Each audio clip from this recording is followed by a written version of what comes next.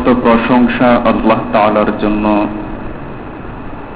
আল্লাহ তাআলা আমাদেরকে পবিত্র জুমার নামাজ আদায় করার লক্ষ্যে আল্লাহর ঘর মসজিদে আসার তৌফিক দান করেছেন, আলহামদুলিল্লাহ।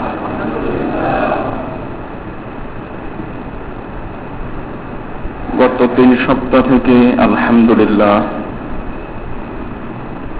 একটা ধারাবাহিক আলোচনা শুরু করেছি এবং প্রতি সপ্তাহে যে কথা আমি বলে থাকি সেই কথাটা হলো, এই আলোচনাগুলো ইসলামের যেহেতু মৌলিক আলোচনা, সেহেতু এগুলোকে নিছক ওয়াজ মনে না করে এখান থেকে শিক্ষা গ্রহণ করার চেষ্টা করবেন এবং প্রতিটি আলোচনাকে দরস বা ক্লাস হিসাবে মনে করবেন। কোনো আলোচনা যদি কোনোখান থেকে ছুটে যায় অথবা মনে না থাকে, তাহলে পরবর্তীতে আবার আমার কাছ থেকে জেনে নেওয়ার চেষ্টা করবেন। আল্লাহ তাআলা আমাদেরকে এভাবেই আলোচনা শোনার তৌফিক দান করুন।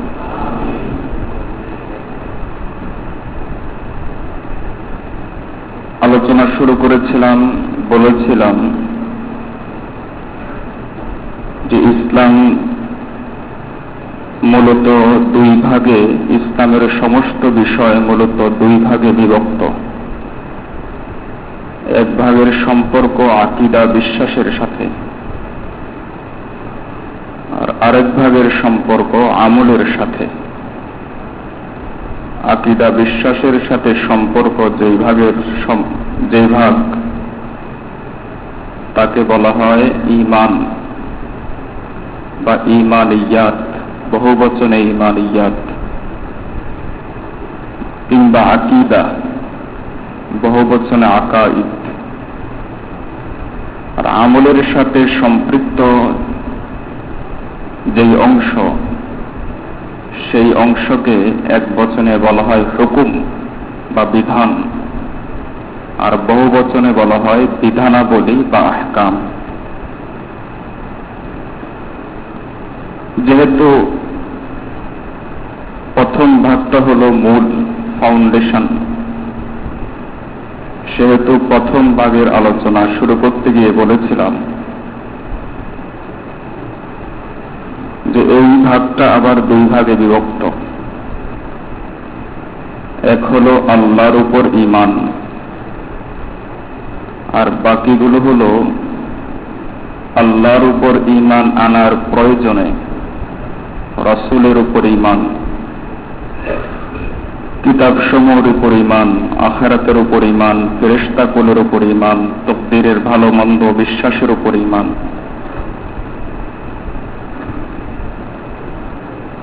প্রথমত হলো আল্লাহর উপর ঈমান। আল্লাহর উপর ঈমান আনার বিষয়টি সামনে আসলে প্রথমেই যেই প্রশ্নটা আমাদের সামনে আসে, সেই প্রশ্নটা হলো স্রষ্টার অস্তিত্ব সম্পর্কে। এই সম্পর্কে পবিত্র কোরআনে, গত সপ্তাহে বলেছিলাম, পবিত্র কোরআনে সবিস্তারে আলোচনা এজন্য করা হয় নাই, তবে আলোচনা ছাড়াও হয় নাই, যেহেতু এটা মানুষের স্বভাবজাত বিষয় এবং অত্যন্ত সাধারণ এবং যুক্তিপূর্ণ কথা। আল্লাহর অস্তিত্বের উপর অবিশ্বাসের সংখ্যা এই কারণেই পৃথিবীর শুরু থেকে এই পর্যন্ত সব যুগেই কম ছিল, কোন যুগেই বেশি ছিল না। তবে মানুষ যেখানে বিভ্রান্ত হয়েছে, যে স্থানে এসে বিভ্রান্ত হয়েছে, সেই স্থানটা হলো আল্লাহর উপর বিশ্বাসের মৌলিক বিষয় হলো তাওহীদ বা আল্লাহর একত্ববাদের উপর বিশ্বাস। যুগে যুগে মানুষ এই জায়গাতেই বিভ্রান্ত হয়েছে, তাওহীদের ব্যাপারেই বিভ্রান্ত হয়েছে। মুশরিকদের দৃষ্টান্ত পেশ করা যেতে পারে। যেই আরবে ইসলাম এসেছে, সর্বপ্রথম ইসলাম এসেছে। আরব মুশরিকদের কোরআন মজিদের বর্ণনা থেকে পাওয়া যায়, আইয়ামে জাহিলিয়াতের আরবরা তথা আবু জাহাল, আবু লাহাবরা, তারাও একথা বিশ্বাস করত না যে আল্লাহ নাই, স্রষ্টা আছেন একজন, আল্লাহ একজন আছেন, এটা তাদের বিশ্বাস ছিল। তারা একথা মানত যে পৃথিবীর সৃষ্টিকর্তা আল্লাহ। কোরআন মাজিদে আল্লাহ বলেন, ওয়ালাইন সাআলতাহুম মান খালাকাস সামাওয়াতি ওয়াল আরদ, আপনি যদি তাদেরকে এই প্রশ্ন করেন, আসমান জমিন কে সৃষ্টি করেছে এবং এই পৃথিবী পরিচালনা করে কে, ওয়ায়ুদাব্বিরুল খালকা ওয়াল আমর, গোটা সৃষ্টি জগৎ পরিচালনা করে কে, তখন আবু জাহালদের উত্তর ছিল লায়াকুলুন্নাল্লাহ, যে গোটা পৃথিবী পরিচালনা করেন আল্লাহ। তারা এটা বিশ্বাস করত। কোরআন মাজিদে এসেছে, আল্লাহ বলেন, প্রচন্ড ঝড়ের মোকাবেলায় সমুদ্রের মধ্যে যখন তারা পড়ে যেত এবং চারিদিক থেকে উত্তাল ঢেউ যখন তাদেরকে আক্রান্ত করত, এমন পরিস্থিতিতে যখন তাদের কাছে বাঁচার আর কোনো উপায় থাকত না, দাউল্লাহ মুখলিসিনা লাহুদ্দিন, তখন তারা আল্লাহকে একনিষ্ঠভাবে ডাকত, আল্লাহ আমাদেরকে বাঁচান, আল্লাহ আমাদেরকে বাঁচান, এভাবে তারা ডাকত। কোরআন মাজিদে আল্লাহ তাআলা বলেন যে যদি আপনি তাদেরকে প্রশ্ন করেন, মান ইউখরিজুল হাইয়্যা মিনাল মাইয়িত, জীবিত জিনিস থেকে মৃত জিনিস সৃষ্টি করেন কে, ওয়া ইউখরিজুল হাইয়্যা মিনাল মাইয়িত, এবং মৃত থেকে জীবিত জিনিস বের করেন কে, মুরগি থেকে ডিম বের করেন কে, মানুষ থেকে বাচ্চা বের করেন কে, তাদের উত্তর ছিল ইয়াকুলুন্নাল্লাহ, আল্লাহ করেন। এমনকি তারা কাবা শরীফের তাওয়াফও করত। আমরা যেমন কাবা ঘরকে পৃথিবীর সবচাইতে পবিত্র স্থান মনে করি এবং বাস্তবে তা পবিত্র স্থানও, তৎকালীন আরব জাহিলিয়াতের মুশরিকরা, আবু জাহাল, আবু লাহাবরা, তারাও এটা মনে করত যে কাবা ঘর অত্যন্ত পবিত্র জিনিস এবং এতই পবিত্র মনে করত যে তারা তাদের ধারণা মতে একজন মানুষ যখন তার মায়ের পেট থেকে ভূমিষ্ঠ হয় তখন কোনো পোশাক নিয়ে আসে না, আর ওই অবস্থাতে মায়ের পেট থেকে সে আসে নিষ্পাপ হয়ে। কাজেই কাবার তওয়াফ, পবিত্র জায়গার তওয়াফ করতে হবে নিষ্পাপের পোশাক নিয়ে, অর্থাৎ পোশাক ছাড়া। এরকমই পবিত্র তারা কাবাকে মনে করত। তাহলে তারা আল্লাহকে বিশ্বাস করত যেমন আমরা করি, স্রষ্টা আল্লাহ হিসেবে তার মানত যেমন আমরা মানি, এবং গোটা বিশ্বের পরিচালনা আল্লাহর হাতে, এটাও তারা বিশ্বাস করত যেমন আমরা করি। কাবা পবিত্র জায়গা, এটাও তারা বিশ্বাস করত যেমন আমরা করি। এত কিছুর পরেও তাদের অপরাধটা কি ছিল, তাদের শিরকটা কোথায় ছিল? তাদের শিরিক যেখানে ছিল সেই জিনিসটা বোঝার আগে আমি ভূমিকা হিসাবে গত সপ্তাহে বলেছিলাম, পৃথিবীর বুকে যত মানুষ আল্লাহর একত্ববাদ সম্পর্কে বিভ্রান্ত হয়েছে, সবগুলোর পিছনে মূল কারণ একটাই, সেটা হলো আল্লাহর সিফাত, আল্লাহর গুণাবলী সম্পর্কে জানা নাই। যার মাঝে আল্লাহর সিফাত বা আল্লাহর গুণাবলী সম্পর্কে ইলম যত কম থাকবে, সে তত বেশি বিভ্রান্ত হবে। ইহুদিরাও বিশ্বাস করে আল্লাহ একজন, এরপরও আমরা তাদেরকে মুশরিক বলি কেন? খ্রিস্টানরাও বিশ্বাস করে আল্লাহ একজন, এরপরও আমরা তাদেরকে মুশরিক বলি কেন? এমনকি বহু ঈশ্বরে বিশ্বাসী হিন্দু ব্রাহ্মণ্যবাদীরাও, যাদের 1 কোটি দেবতা আছে বলে লোকমুখে প্রচলিত, তারাও বিশ্বাস করে স্রষ্টা মূলত একজন, এরপরও আমরা তাদেরকে মুশরিক বলি কেন? বৌদ্ধরাও বিশ্বাস করে স্রষ্টা মূলত একজন, এরপরও আমরা তাদেরকে মুশরিক বলি কেন? পৃথিবীতে এভাবে আরো যত অপরাপর ধর্ম আছে, সকলেরই বদ্ধমূল বিশ্বাস গোটা সৃষ্টির নিয়ন্ত্রণ একজনেরই হাতে, সেখানে কোনো আর কেউ নেই। এরপরও আমরা তাদেরকে মুশরিক বলি কেন? মূলত এর কারণ হলো আল্লাহর একটা বড় সিফাত, আল্লাহর একটা বড় গুণ হলো আল্লাহর একত্ববাদের উপর বিশ্বাস করলেই হয় না।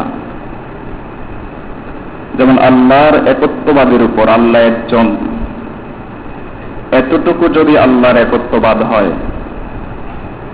আল্লাহ একক, শুধু এই কথাটা যদি আল্লাহর একত্ববাদ হয়, তাহলে মুশরিকদের, আরবের মুশরিকদের কোনো অপরাধ নাই।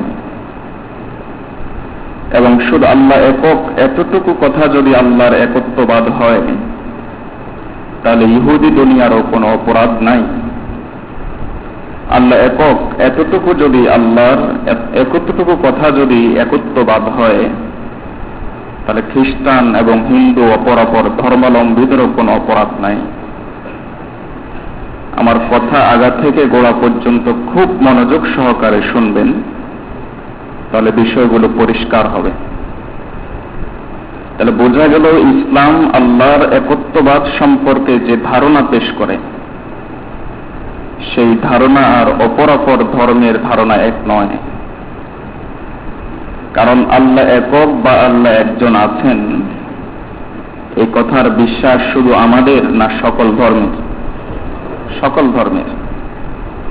এই কথার বিশ্বাস ইহুদিদের, এ কথার বিশ্বাস খ্রিস্টানদের, এমনকি এ কথার বিশ্বাস ছিল তৎকালীন আরব মুশরিকদের, আবু জাহাল এবং আবু লাহাবদের।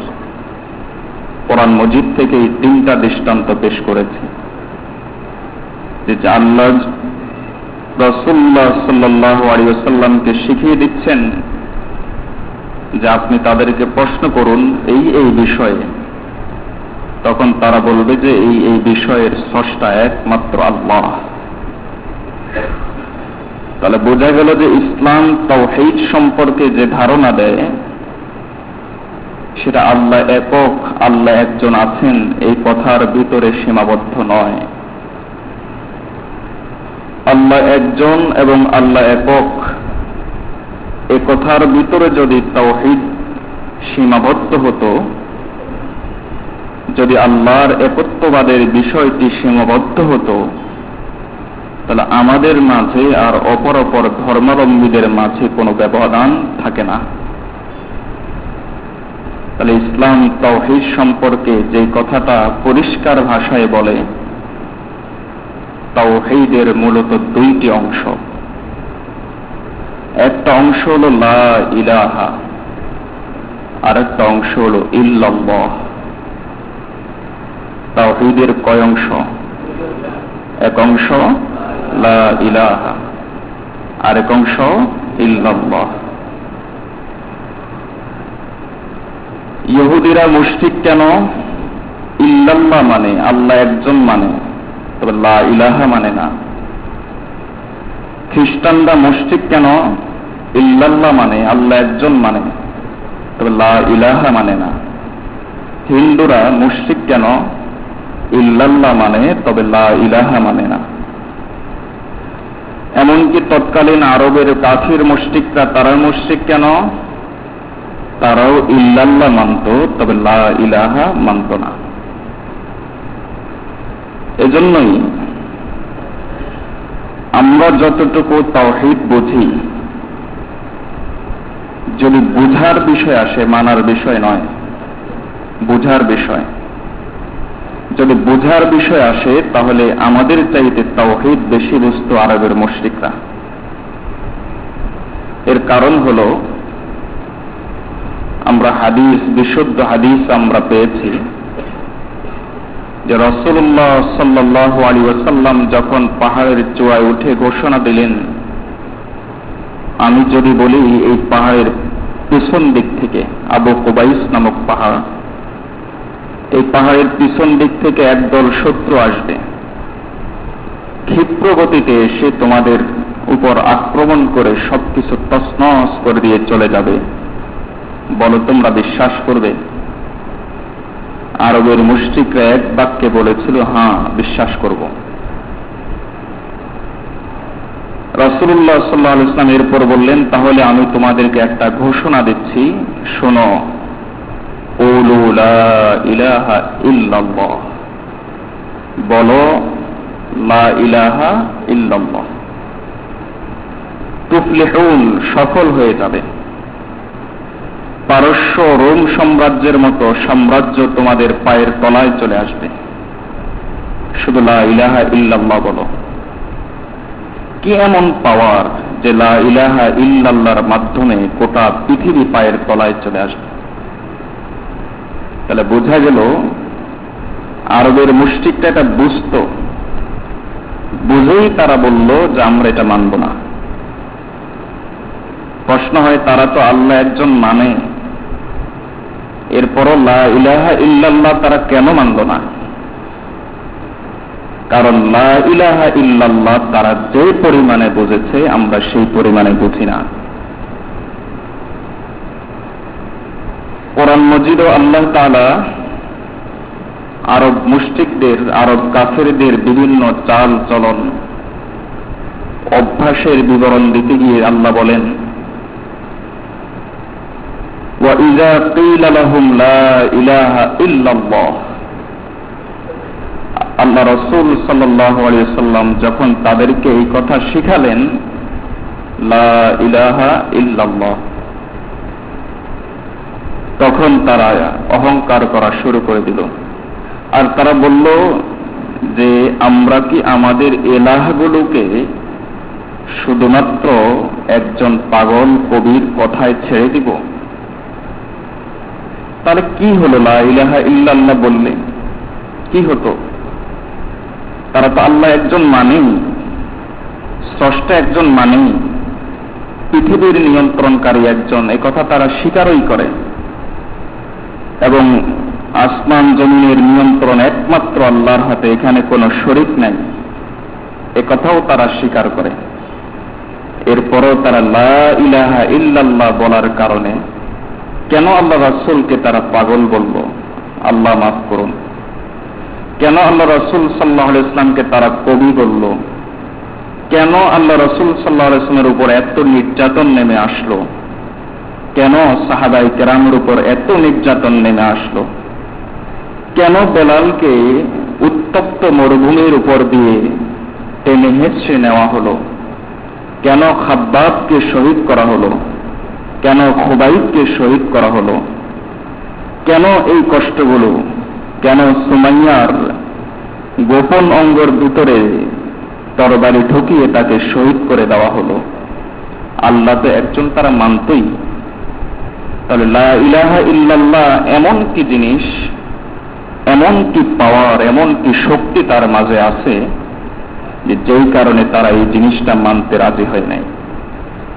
কিংবা এমন কি পাওয়ার আছে, এমন কি শক্তি আছে যে পাওয়ার, যে শক্তির কারণে আল্লাহ রাসূল সাল্লাল্লাহু আলাইহি ওয়াসাল্লাম নির্দ্বিধায় দেরারসে বলে দিলেন, কোনো চিন্তা ছাড়াই, মানো গোটা পৃথিবী তোমাদের পায়ের তলায় আসবে। কি সে পাওয়ার, কি সে শক্তি? সেই শক্তিটাই আমাদেরকে খুঁজে বের করতে হবে। লা ইলাহা ইল্লাল্লাহর কয় অংশ?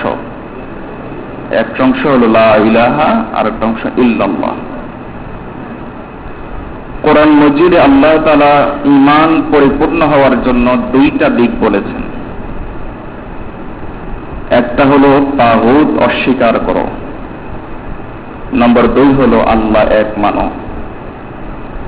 আরবদের মুশরিকদের অপরাধ আল্লাহ এক মানা নয়, আল্লাহ এক মানা নয়, তারাও না মানা নয়, কারণ তারাও আল্লাহ এক হিসাবে মানত। তাদের অপরাধ কোথায়? তারা তাগুতকে স্বীকার করত, অস্বীকার করত না। খ্রিস্টানদের অপরাধ আল্লাহকে এক না মানা নয়, কারণ তারাও মানে। অপরক্ষতায় অপরাধ হলো তারা তাগুতকে স্বীকার করে না, তাগুতকে স্বীকার করে, অস্বীকার করে না।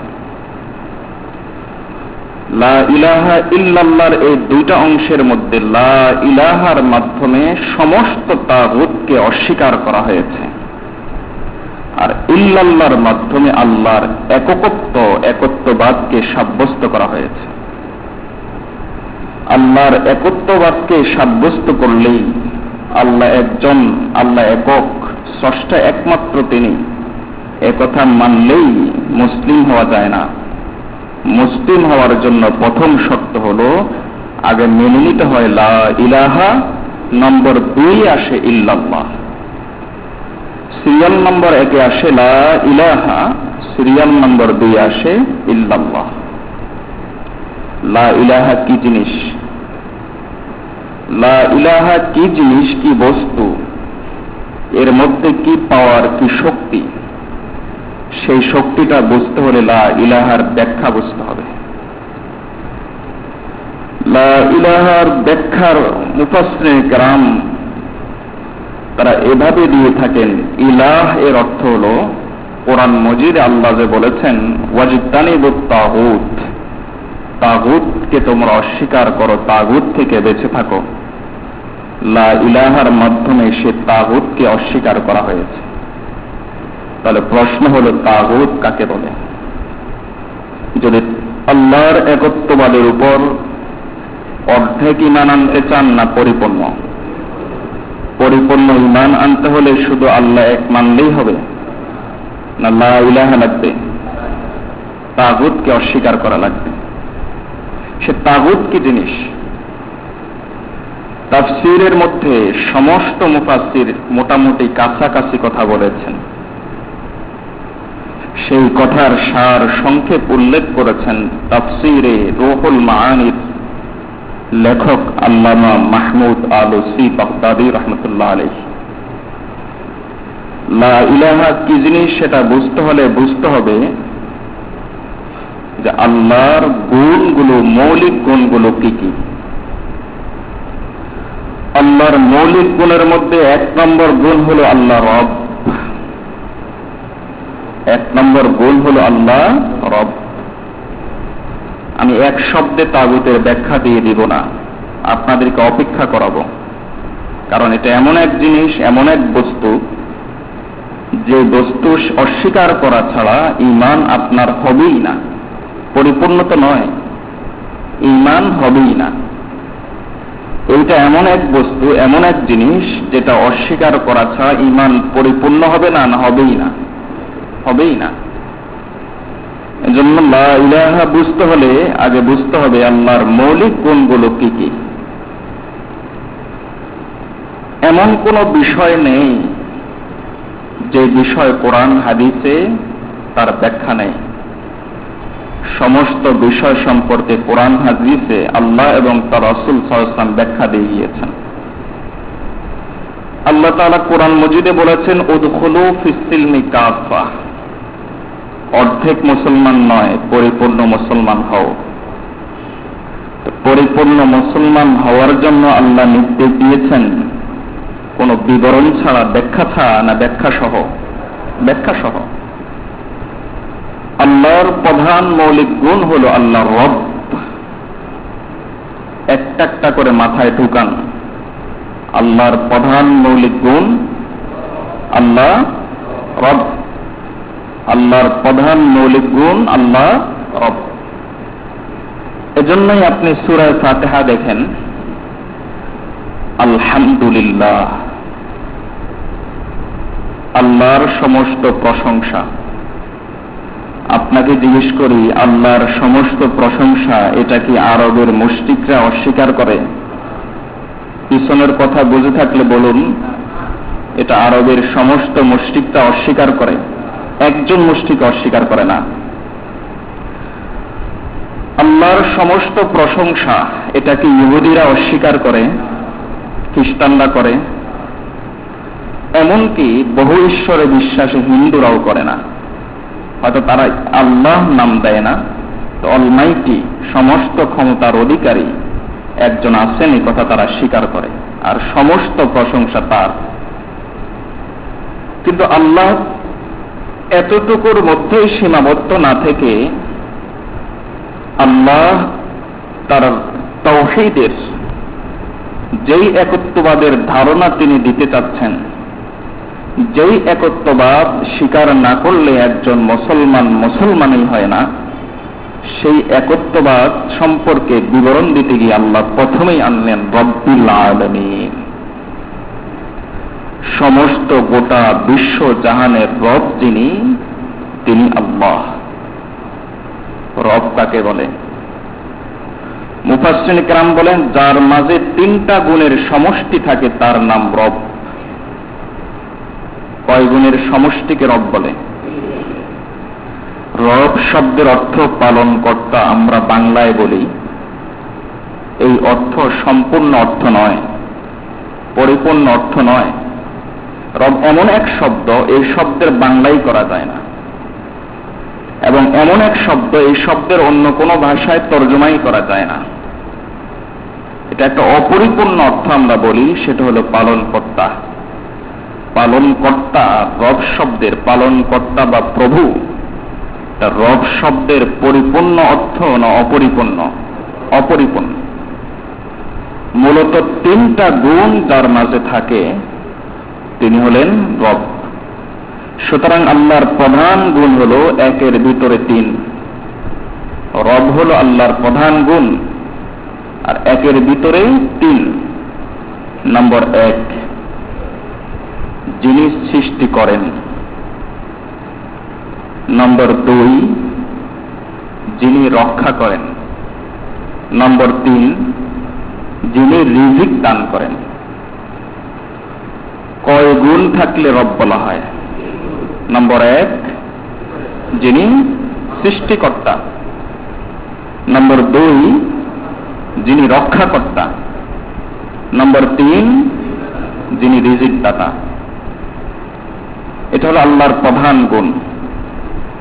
এজন্য পিছনের কথা আবার মনে করে দিচ্ছি, তাওহীদ সম্পর্কে বিভ্রান্ত হয় শুধুমাত্র আল্লাহর গুণগুলো জানা না থাকার কারণে। আল্লাহর গুণ যত বেশি জানা থাকবে তত বেশি মানুষ তাওহীদের ব্যাপারে পাক্কা হবে, পারদর্শী হবে, দক্ষ হবে। আর তাওহীদ এমন এক জিনিস, এমন এক সুপার পাওয়ার, রাসূলুল্লাহ সাল্লাল্লাহু আলাইহি ওয়াসাল্লাম বলেন যে যদি তোমরা এটা মানতে পারো গোটা বিশ্ব তোমাদের অপেক্ষায় আছে। আল্লাহ রাসূলের এই কথা নির্দিষ্ট সময়ের সাথে সীমাবদ্ধ না কিয়ামত পর্যন্ত? কিয়ামত পর্যন্ত এই কথা বলবৎ। যদি তোমরা তাওহীদ সম্পর্কে পরিপূর্ণ ধারণা রাখো গোটা বিশ্ব তোমাদের পদানত হবে।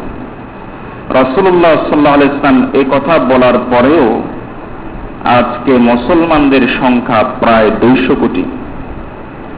600-650 কোটির এই বিশ্বের মধ্যে প্রায় 3 ভাগের 1 ভাগ মুসলমান থাকা সত্ত্বেও মুসলমানদের তাদের পদতলে বিশ্ব নয়, বরং তারা সবচাইতে বেশি মজলুম এবং সবচাইতে বেশি নির্যাতিত অবস্থায় আছে। আমি তো এই কথা বলবো যে মুসলমানদের কাছে মূল শক্তি আছে। মূল শক্তি হলো ইসলামের প্রতি অনুরাগ, ইসলামের প্রতি ভালোবাসা।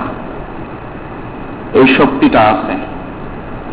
এই শক্তিটাকে নিস্তেজ করে দেওয়ার জন্য, এই শক্তিটাকে শেষ করে দেওয়ার জন্য যোগে যোগে শয়তান, একদিকে ইবলিস, অপরদিকে নফস, অপরদিকে কুফরি শক্তি বসে আছে না তৎপর আছে?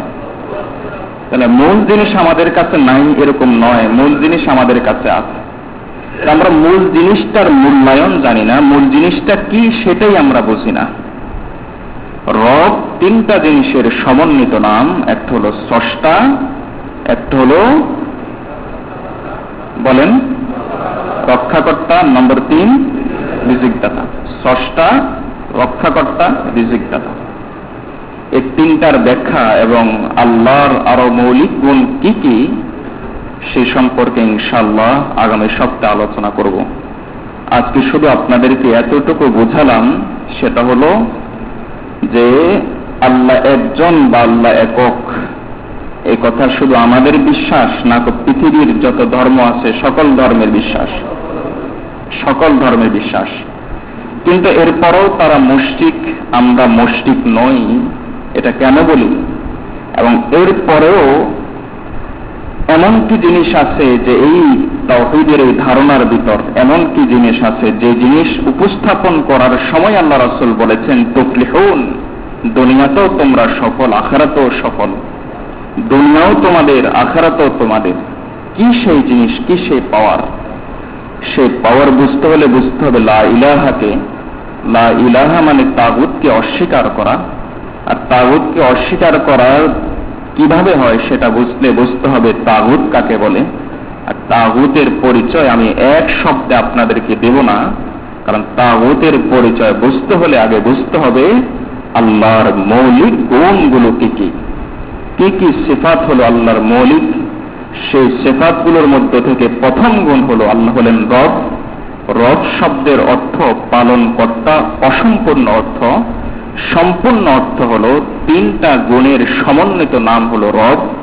নম্বর 1 স্রষ্টা, নম্বর 2 রক্ষাকর্তা, নম্বর 3 রিজিকদাতা। এই 3 গুণের ব্যাখ্যা এবং আল্লাহর অপরাপর গুণগুলোর ব্যাখ্যা ইনশাআল্লাহ আগামী সপ্তাহে করা হবে, যারা সুন্নাত পড়েন না সুন্নাত পড়েন।